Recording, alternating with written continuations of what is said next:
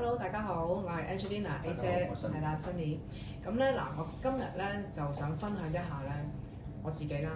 咁咧我已經有30年嘅糖尿病啦。我回想一下，其實我30年前咧嗰陣時係初期嘅喎，初期5點幾6咁樣，其實真係好似好少件事。哇！而家好高啦嚇。咁啊，所以咧我喺度諗下，如果當其時我冇輕視過呢一個糖尿病嘅，我喺30年後，我根本上就唔會有一個併發症出現啦，亦都唔會搞到身體有咁多呢啲叫做AGEs 啦，糖化終產物，身體咁多垃圾，咁多毒素都排唔到出嚟。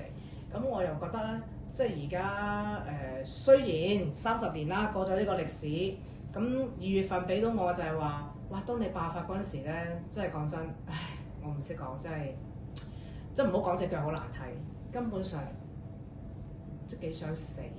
講真嗰句，係啊，講真嗰句，即係點講咧？好痛苦。即係上橛就可以喐，你下橛就唔係好得，咁你點咧？我都唔係話好老，又唔係話好後生，咁但係都要生存㗎嘛。你過一日，你好似過成個月咁樣，或者過成年咁樣，咁你都唔知點算。睇住隻腳又爆又流水又有少少血，係咪？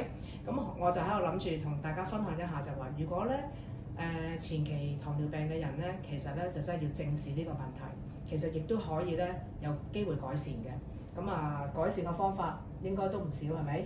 好多嗱，好多醫生都講，當你發現咗前期糖尿病，即係 over 5.7啦，咁一般人都唔理嘅，因為唔使食藥啊嘛。醫生話前期啫，你多啲運動啊，飲食即係管理下自己嘅飲食啊，唔好食咁多甜嘢啊，類似咁啦。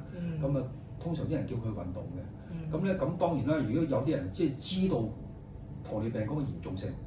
後邊唔使食藥啫，而家開頭唔使食藥啫。當你去到一 over 到某個指數咧，你開始食藥咧，成世你都要食。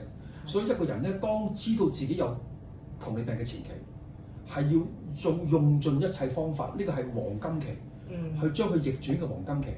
運動啦需要啦，飲食嘅管理啦，同日常生活嘅管理都需要嘅，同埋喺坊間中西合璧又好咩都好啦，用盡晒自己嘅方法去改善。如果唔係咧，錯過呢個黃金期咧，你踏入咗糖尿病嘅初期，你一定要食藥。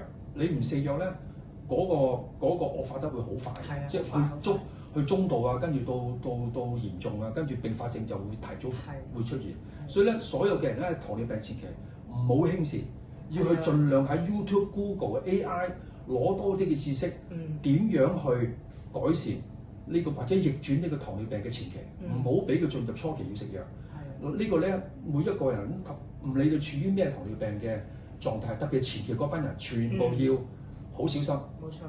同埋因為你去睇醫生，同你講唔到咁多嘅，醫生都係講呢啲嘢。而家最好啦，有 YouTube、有 Facebook 有 IG， 全部講緊嘅，全部學咯。同埋 CGM 好重要，因為咧嗰個夜晚咧反映到，即係其實前期糖尿病嘅人咧，一般日頭都冇乜嘢嘅，咁啊夜晚嗰段咧就會係波幅好大㗎啦嚇，咁嗰個就會睇到你個空腹血糖第二朝早咧，其實你就會比較偏高㗎，你唔覺嘅，但係日子一慢慢嚟啊，多幾年咧，哇嗰個位就好高㗎啦，唔落嘅嚇，卡住喺度嚇。咁所以呢啲知識咧，即係大家即係將大家嘅心得去大家嘅分享，咁大家就喺唔同嘅途徑再攞更加深入嘅知識去了解自己身體究竟處於咩嘅狀態。